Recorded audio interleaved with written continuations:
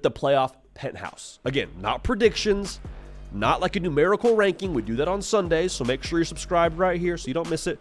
But this is the teams that I feel pretty good about right now as we go into week 5 of the college football season as it pertains to the college football playoff. Texas, no Quinn Ewers, no problem against UL Monroe. Arch Manning just is out there dealing. They are the most complete team that I've seen to this point in the college football season in America to this point. All right. Also, if you were questioning if Quinn Ewers was going to be the guy long-term there, Steve Sarkisian did a lot leading into that game for Arch Manning, being the starter against UL Monroe to kind of turn that volume down. But it's very clear, too, by how his teammates talk about him and how Quinn Ewers is interacting on the sideline with those guys, getting them juiced up, being a lot more vocal than we've ever seen him be throughout the college career that he's had. Credit Steve Sarkisian for championing and empowering Quinn Ewers to be that vocal leader, and credit Quinn Ewers for stepping up to the plate and for taking on that leadership role in the massive way that he has. So Texas, what they did against Michigan, I think is still the best win of the college football season at this point. They're absolutely in the college football playoff penthouse, and like I said, multiple weeks now in a row, I mean, they just got their feet kicked up on the ottoman, and it's a good vibe. College football sickos, make sure you're subscribed right here to the On3 YouTube channel. If you don't like clickbait and don't like traffic for traffic's sake, this is your spot. It's college football, nothing but college football all year round. We appreciate y'all for being locked in and for being subscribed. All right, Georgia. Major opportunity this week. And I'm not really so curious about the roster for Georgia because I think you look at the guys on the sheet of paper that has the numbers and weights and heights, like a lot of 4- and 5-star guys, right? Like Georgia, if it's purely a beauty pageant, they're up there with anyone else in America, if not winning the whole darn thing based on the eye test. However, those teams that end up winning national championships under Kirby Smart got a little something extra under the hood. And we see that something extra under the hood when they have a letdown game. They had that letdown game against Kentucky, took a 1-point dub in Lexington, got a bye week. How do they bounce back? How do they respond? If they're anything like previous elite Kirby Smart teams, then they'll respond in a massive way this week in Tuscaloosa. And that's the next team we want to talk about, man. Hey, hand up. We missed Alabama last week when we went through this segment. They were on the graphic. They didn't make it to the show notes for whatever reason. But Alabama, they've been in the playoff penthouse, never left the playoff penthouse, regardless of what I have or haven't said about them on the show. I'm curious with them around the Kalen DeBoer factor here heading into this game. Because what we said in our prediction is absolutely true about previous Alabama teams under Nick Saban. Like they've always had this main event, big game, just edge to them. Like you felt good if you were an Alabama Crimson Tide fan. Every single game you walked into, didn't matter what the spread was, even though usually you were favored. Didn't matter where it was. Didn't matter who you had healthy. You felt good with Nick Saban running the show. You were going to have more than a decent chance to win that football game. And for Kalen DeBoer, that was a big talking point when he took the Alabama job. Hey, is he cut out for life in the SEC? Is he cut out for the big stage, the bright lights? Different ball game now. And you look at the spring game being a great example of that. You have your A-Day, and it is a sold-out Bryant-Denny. Have your spring game at Washington, no shade to the Huskies, but like you might get a smattering of folks that are Washington football fans, and maybe you get a few families show up to the game to watch their kids. But like, you hear what I'm saying. Different beast. How does he handle this spot? Excited to watch. But Alabama, for the record here, Georgia and Bama, whoever loses that game does not mean they're automatically out of the playoff penthouse, just so we're on the same page there. So Alabama, definitely still in the playoff penthouse. Now, Ohio State, kind of quiet out there in Columbus. If you're a Buckeye fan, like that's exactly what you want to this point in the college football season. Haven't played anybody. No news is good news. And the game against Marshall, kind of a showcase for the Buckeyes. It was on Big Noon and played with their food a little bit. Hey, I'm cool with you playing with your food so long as you eventually eat it. You know what I'm saying? Like, got a little girl due here in November. That'll be my rule for her. It's my rule for the Buckeyes too. At some point in time now, it's going to be about Will Howard elevating Ohio State. And he hasn't had to just yet.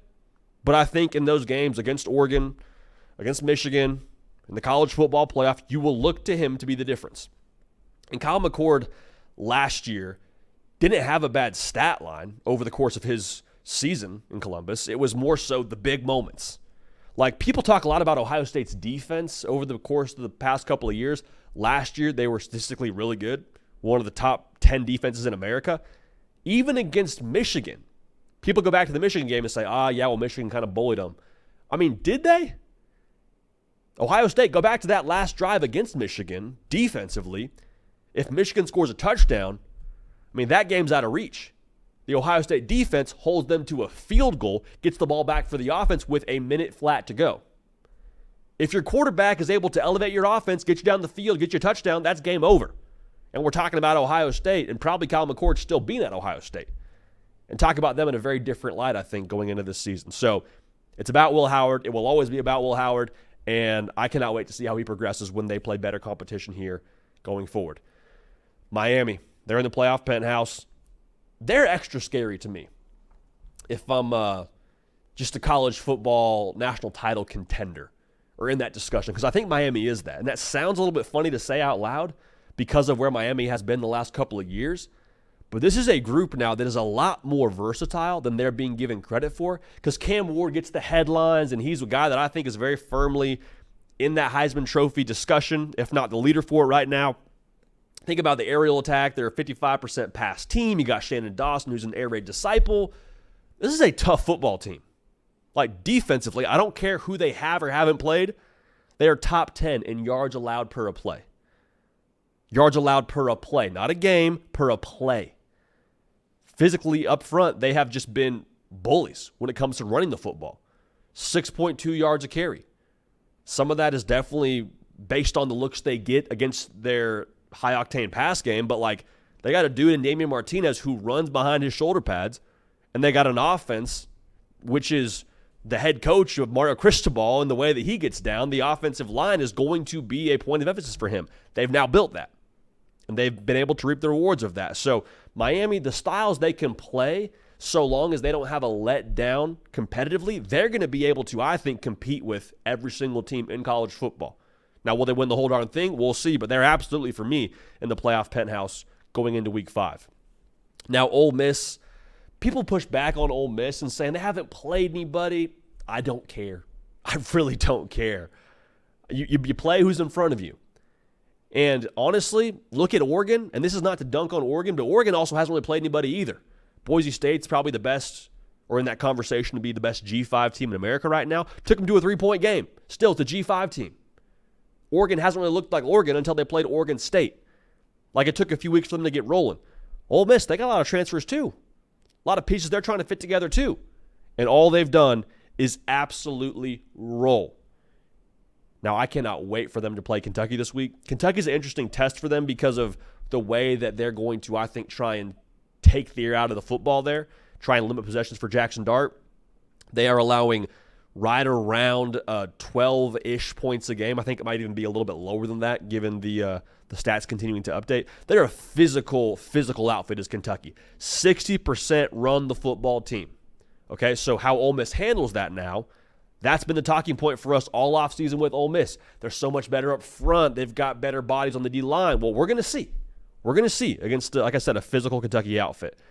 This is going to test the pro mindset for Ole Miss here, because you got Kentucky, but then it starts to really ramp up a little bit. At South Carolina, at LSU, you got a bye, and you got Oklahoma, Arkansas, and Georgia. So say what you want about Ole Miss right now. They're going to earn their keep if they end up finding their way into the college football playoff. Based on how they're humming offensively right now, like, I don't penalize them for not playing anybody. Over 600 yards of offense a game and allowing 3.5 yards of play defensively. That'll work. That'll work just fine. A new addition to the playoff penthouse here. How about Tennessee? Tennessee fans, you were saying, put us in the penthouse, put us in the penthouse, put us. You're there.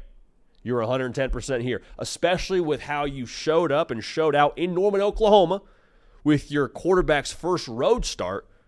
Showed up in a massive, massive way. And it was how you won that game too, right? Offensively, it was good. Josh Heupel pulled the reins back a little bit. 25 points, probably need more than that going forward to end up where you want to end up against the Bamas and the Georgias. But I think there's two thoughts for me. There is the overwhelmingly positive, and there's the sobering. I'm going to start with the sobering so we can end with the positive.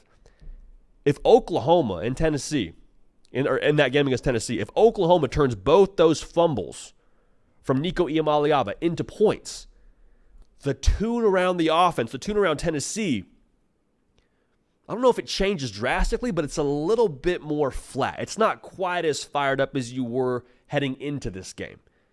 Because credit Tennessee's defense. Like, they showed up in a big way, like I already mentioned, and they were the reason why you won that football game. Now, I would say this, the positive, as I mentioned, is this is a team now, if they trend in the way that they can trend, have all the makings of winning the SEC. I'm not backing off that statement. They have the makings to win the SEC. Now, makings does not mean that's what you are right now. It means you have the ingredients. We'll say it again. Generational quarterback in Nico Iamaleava. I think you have a defensive line now that can compete with the Bamas and Georgias of the world. You have skill players that I think are ultimately what Josh Heupel needs from a quantity perspective to win his matchups. Like, this is a team that can actually lean on their defense now. You couldn't say that a couple years ago. You couldn't. 2022, it was a magical ride, but your defense had a lot of issues. You don't have those same issues this year, from what we can tell. So the makings and what they're going to be, two different things. But Tennessee, welcome to the penthouse, and we're glad to have you here. Enjoy your stay.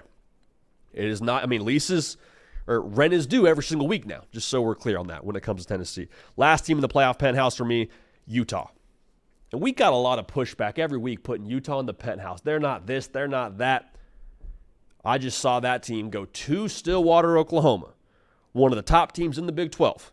Salty, one of the top returning production teams in college football in Oklahoma State, without Cam Rising in the game.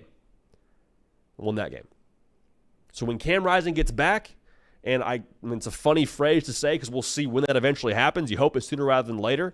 They're making it sound like he's not that far away for the folks in Salt Lake City, but to win that game in Stillwater with a backup quarterback told me everything I needed to know. Kansas State lost to BYU. We'll talk about them a little bit later. Utah, belt to behind as of right now for the rest of the Big 12. So Utah, for me, the team that I'm picking to win the Big 12, did at the beginning of the season, still picking them.